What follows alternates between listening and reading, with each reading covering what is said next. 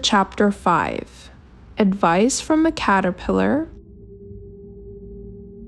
The Caterpillar and Alice looked at each other for some time in silence. At last the caterpillar took the hookah out of its mouth and addressed her in a languid, sleepy voice.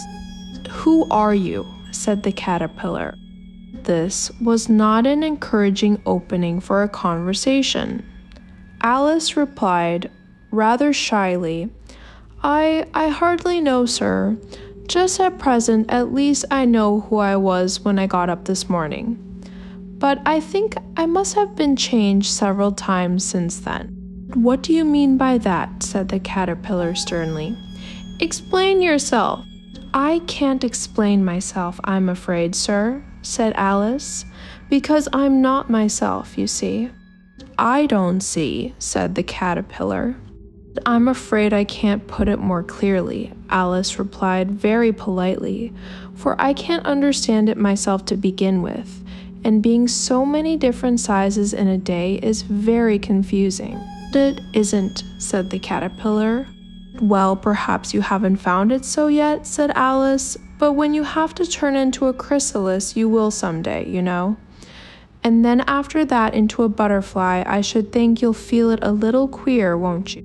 "Not a bit," said the caterpillar. "Well, perhaps your feelings may be different," said Alice. "All I know is it would feel very queer to me." "To you," said the caterpillar contemptuously, "who are you?" Which brought them back again to the beginning of the conversation. Alice felt a little irritated at the caterpillars making such very short remarks, and she drew herself up and said, very gravely, "I think you ought to tell me who you are for—" "Why?" said the caterpillar. Here was another puzzling question. And as Alice could not think of any good reason, and as the caterpillar seemed to be in a very unpleasant state of mind, she turned away. "Come back," the caterpillar called after her. "I've something important to say." This sounded promising. "Certainly." Alice turned and came back again. "Keep your temper," said the caterpillar. "Is that all?" said Alice, swallowing down her anger as well as she could. "No," said the caterpillar. Alice thought she might as well wait, as she had nothing else to do, and perhaps after all it might tell her something worth hearing. For some minutes it puffed away without speaking, but at last it unfolded its arms, took the hookah out of its mouth again, and said, "So you think you're changed, do you?" "I'm afraid I am, sir," said Alice. "I can't remember things as I used, and I don't keep the same size for 10 minutes together." "Can't remember what things?" said the caterpillar. "Well, I've tried to say, 'How doth the little busy bee?' but it all came different," Alice replied in a very melancholy voice. "Repeat, 'You are old, Father William,'" said the caterpillar. Alice folded her hands and began.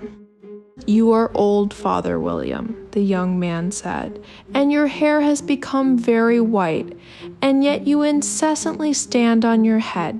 Do you think at your age it is right?"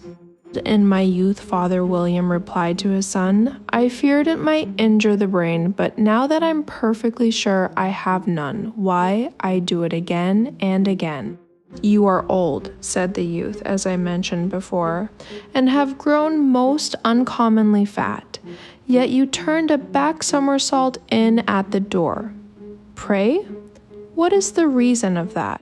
"In my youth," said the sage, as he shook his grey locks, "I kept all my limbs very supple by the use of this ointment. 1 shilling the box, allow me to sell you a couple."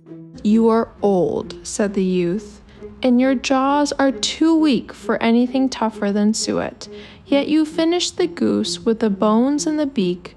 Pray, how did you manage to do it?" "In my youth," said his father, "I took to the law and argued each case with my wife, and the muscular strength which it gave to my jaw has lasted the rest of my life." "You are old," said the youth. "One would hardly suppose that your eye was as steady as ever. Yet you balanced an eel on the end of your nose. What made you so awfully clever?" "I have answered 3 questions, and that is enough," said his father. "Don't give yourself airs. Do you think I can listen all day to such stuff? Be off, or I'll kick you downstairs." "That is not said right," said the caterpillar. "Not quite right, I'm afraid," said Alice timidly. "Some of the words have got altered. It is wrong from beginning to end," said the caterpillar decidedly, and there was silence for some minutes. The caterpillar was the first to speak. "What size do you want to be?" it asked. "Oh, I'm not particular as to size," Alice hastily replied. "Only one doesn't like changing so often, you know."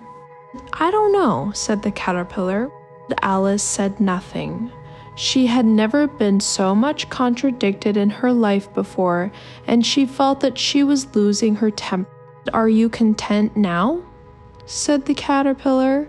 "Well, I should like to be a little larger, sir, if you wouldn't mind," said Alice. 3 inches is such a wretched height to be. "It is a very good height indeed," said the caterpillar angrily, rearing itself upright as it spoke. "It was exactly 3 inches, but I'm not used to it," pleaded poor Alice in a piteous tone, and she thought of herself, "I wish the creatures wouldn't be so easily offended."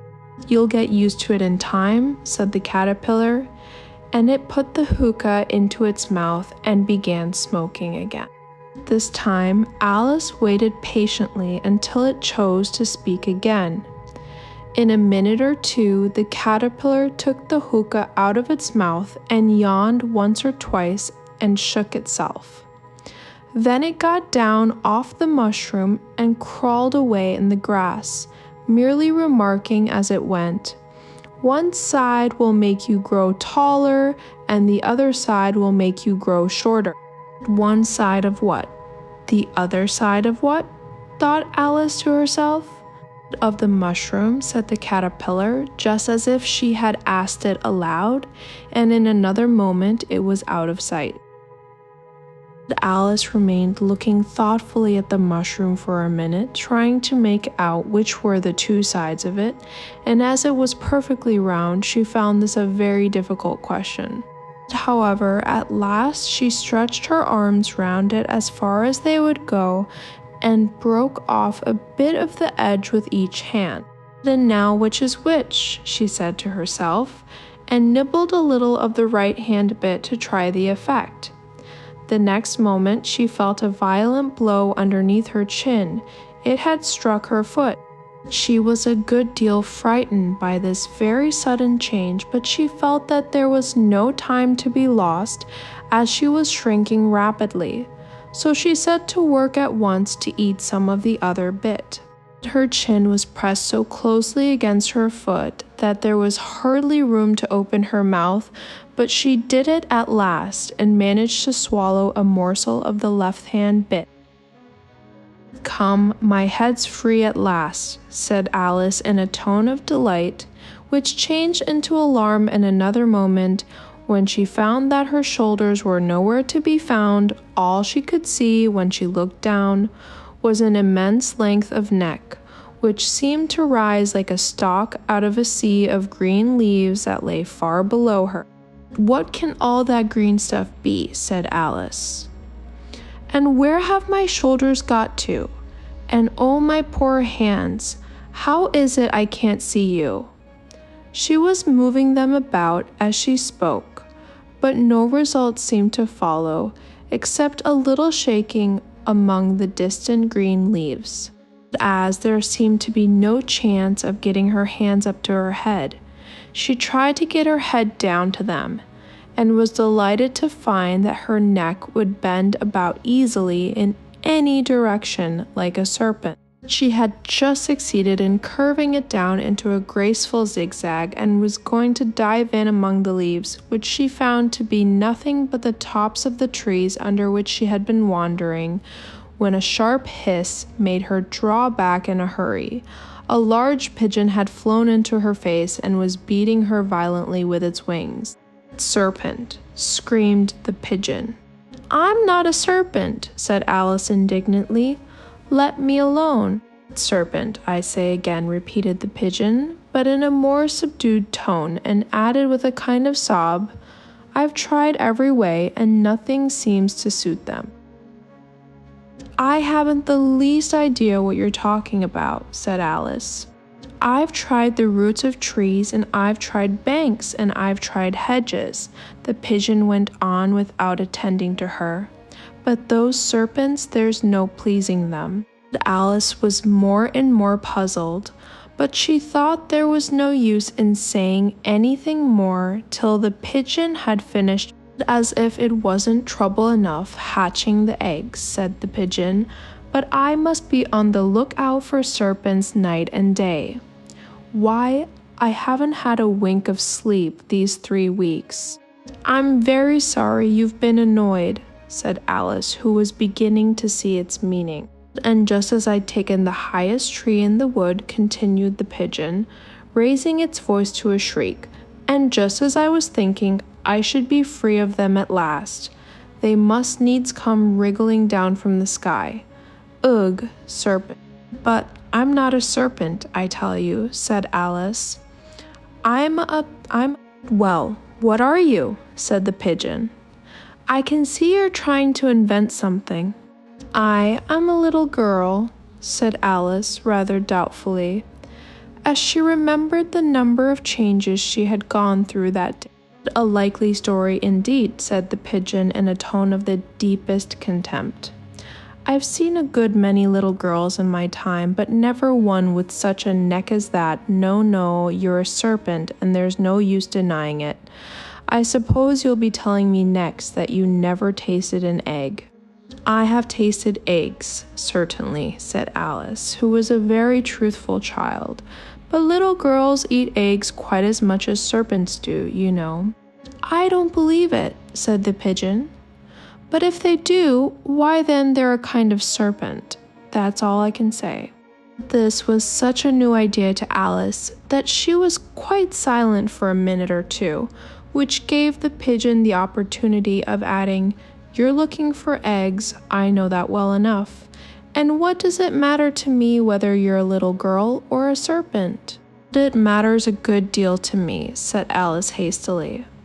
"But I'm not looking for eggs as it happens, and if I was, I shouldn't want yours. I don't like them raw." "Well, be off then," said the pigeon in a sulky tone, as it settled down again into its nest. Alice crouched down among the trees as well as she could, for her neck kept getting entangled among the branches, and every now and then she had to stop and untwist it.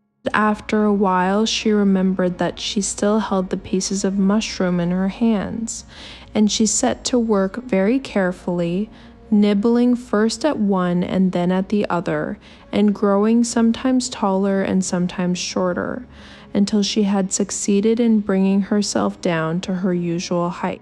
It was so long since she had been anything near the right size that it felt quite strange at first. But she got used to it in a few minutes and began talking to herself as usual. "Come, there's half my plan done now. How puzzling all these changes are. I'm never sure what I'm going to be from one minute to another. However, I've got back to my right size. The next thing is to get into that beautiful garden. How is that to be done, I wonder?" As she said this, she came suddenly upon an open place with a little house in it about 4 feet high. "Whoever lives there," thought Alice, "it'll never do to come upon them this size. Why, I should frighten them out of their wits." So she began nibbling at the right-hand bit again, and did not venture to go near the house till she had brought herself down to 9 inches high.